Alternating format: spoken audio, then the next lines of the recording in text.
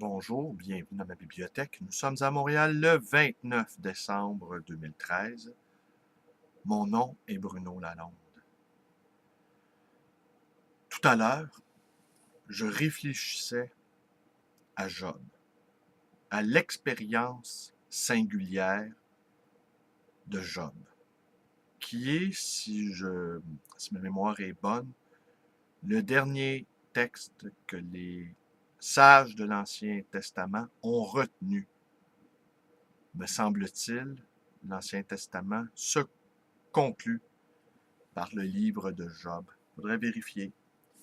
Ici, je cite de mémoire et je vais également vous offrir une explication théologique du livre de Job. Parce qu'en fait, la foi ne nous protège de rien, en fait. Nous qui aimons penser, qui avons la foi, eh bien, cette foi-là n'est pas une armure, et n'est pas une garantie de quoi que ce soit, non plus. L'athéisme, non plus, n'est pas une garantie de quoi que ce soit. Le néant ne nous protège de rien. La preuve, vous êtes là, vous et moi. À supposer que nous soyons issus du néant et que nous y retournions, voilà où ce néant nous a conduits. Dans de sacrées aventures. Alors, c'est quoi le livre de Job? Job est un personnage haut placé à qui tout a réussi. Il a femme, enfant, prospérité, intelligence, sagesse. Il a tout pour lui et à chaque jour, il rend grâce à Dieu pour les bienfaits que Dieu a fait pleuvoir sur sa vie. Et Satan, l'adversaire, le grand adversaire, celui qui divise, pas mal actif par les temps qui courent, eh bien, regarde cette créature qui est le chef-d'œuvre de Dieu et pense, eh bien, c'est facile pour Job de croire en toi, puisque tout va bien pour toi dans ta vie. Alors, Satan dit à Dieu, écoute, ton petit chef-d'œuvre, là, chéri, tu me laisses-tu un peu, me laisses-tu un peu que je m'en occupe pour voir si sa foi est vaine, pour voir si on commence à le maltraiter un peu, si on commence à le bardasser, s'il va rester un bon croyant, plein de foi.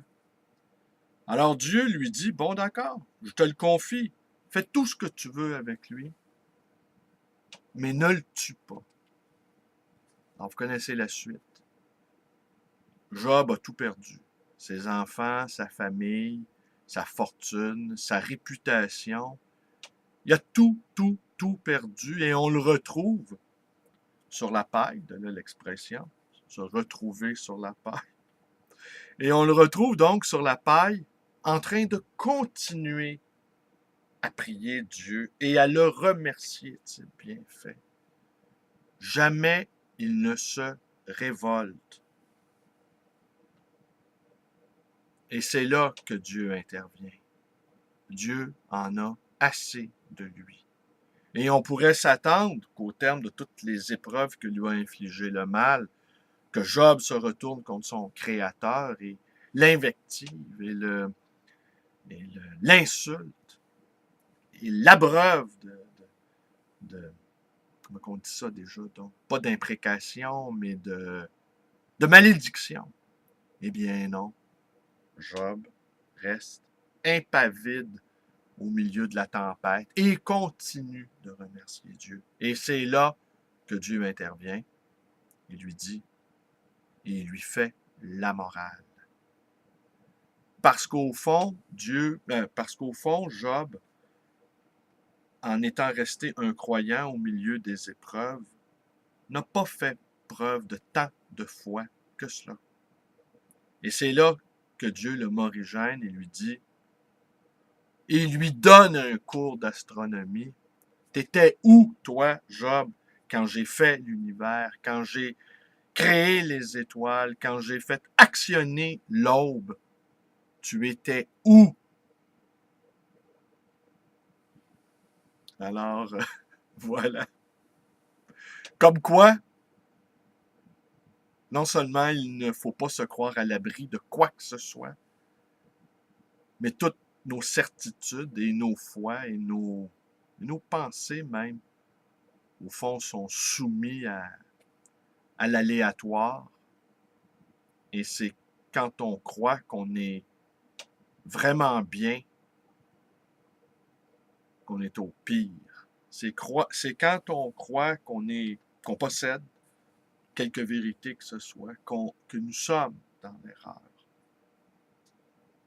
Alors à ce moment-là, il nous reste des convictions. Les convictions, elles, ne se monnaient pas. Je vais conclure en vous racontant deux petites anecdotes. On me faisait part hier, je ne nommerai personne ici, l'histoire d'un artiste extrêmement talentueux, mais vraiment quelqu'un d'extraordinairement, un peintre, extraordinairement talentueux, qui a tout fait pour saboter sa propre réussite, parfaitement dévoué à son art, mais incapable de faire justice à son propre travail. Et cette reconnaissance-là, eh bien, fait partie du travail de la création aussi. De tout faire, au moins, pour que nos œuvres soient vues, que nos musiques soient entendues, que nos livres soient lus. Et lui, il était son pire ennemi. L'adversaire, c'était lui. L'autre anecdote, la semaine dernière, Luc Mathieu m'a vu m'emporter contre quelqu'un qui défendait la prostitution. Vous le savez, ceux qui m'écoutaient, euh, c'est un sujet où, franchement, je l'admets, je perds. En fait, c'est pas tant la prostitution, la pratique de la prostitution qui m'horripile. Je la désapprouve, vous le savez. Bon. Mais c'est tous les propos qu'on tient autour, toutes les mystifications qui l'entourent. Il y en a qui ont une vision très, très romantique de la chose. Ils n'hésitent pas à parler de courtisanes. Bon, il y en a bien leur en face. D'autres parlent de nos instincts irrépressibles, qu'on n'est pas capable de sublimer, nous, là, les hommes. D'autres parlent qu'il y a toujours eu ça, d'autres. Et c'est tout ce discours-là relativiste qui entoure la prostitution, qui en fait me fait sortir de mes gonds.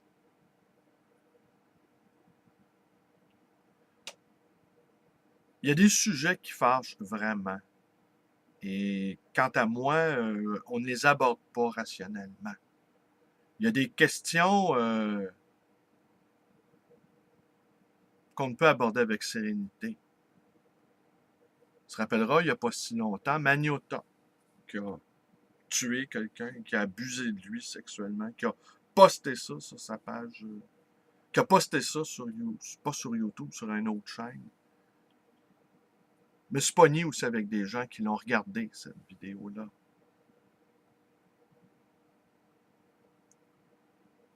Il y en a qui ont dit liberté d'expression. On doit défendre la liberté d'expression jusqu'à ses ultimes conséquences. Alors, je reviens à ce non-client-là de ma librairie qui vient parfois me squatter l'encéphale. Et lui, évidemment, il se présentait comme quelqu'un de parfaitement rationnel et moi d'émotif. Je suis un émotif, de toute façon.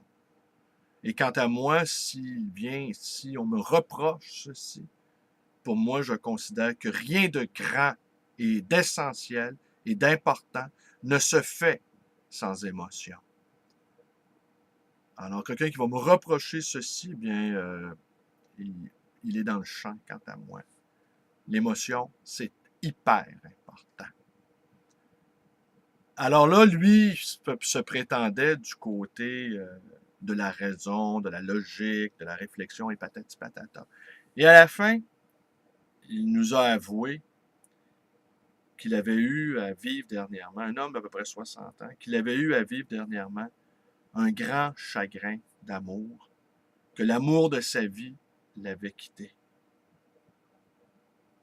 Je n'ai rien dit, mais j'ai simplement pensé, elle en avait peut-être assez de subir tes discours sur la raison. En te quittant, elle t'a appris quelque chose pour de vrai. Il est de ces êtres qu'on ne peut que les aimer pour les mettre en contact avec eux-mêmes. Alors j'imaginais cette femme-là subissant sa logorée rationnelle, se levant un matin, se disant, OK, toi, je vais te sortir de ta zone de confort. Toi, t'es pas du côté du bien comme tu le crois. Je fais mes valises. Je te dis adieu. Tu rationaliseras ta peine. Lui, un beau candidat pour aller voir les prostituées, sans aucun doute. Il était déjà prêt dans sa tête. Alors voilà, voilà. Merci, portez-vous bien. Ma page Facebook. Aujourd'hui, je vais décrocher. Je me suis assez emporté, justement, sur ma page Facebook, sur ce sujet-là, avec lequel je ne l'aborde pas rationnellement, celui de la prostitution. C'est viscéral chez moi et c'est comme ça depuis toujours. Toujours. Et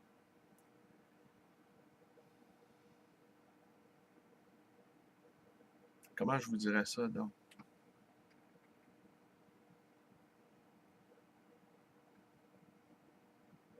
Ce qui est vraiment juste n'est pas toujours explicable. Parfois, la colère est bonne conseillère.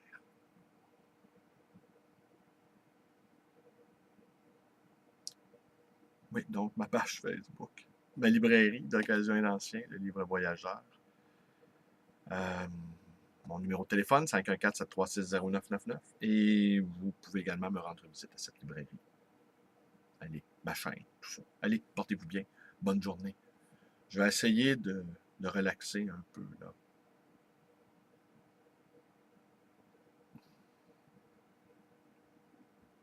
J'ai le feu au cul, je ne cacherai pas.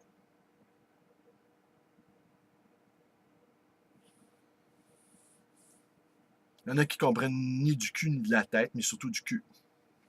Hein? On ne dirait pas davantage. Bonne journée.